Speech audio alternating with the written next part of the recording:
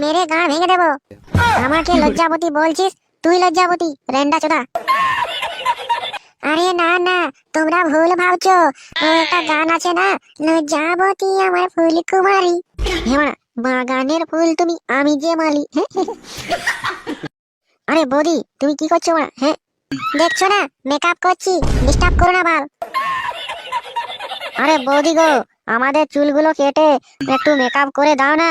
মুখটা কিরকম বেঁকা বানা দেখতে, কোনো মেয়েরই পছন্দ হয় না। যদি পটে যায় কালকে, তাহলে লাইটটা সেট হয়ে যাবে।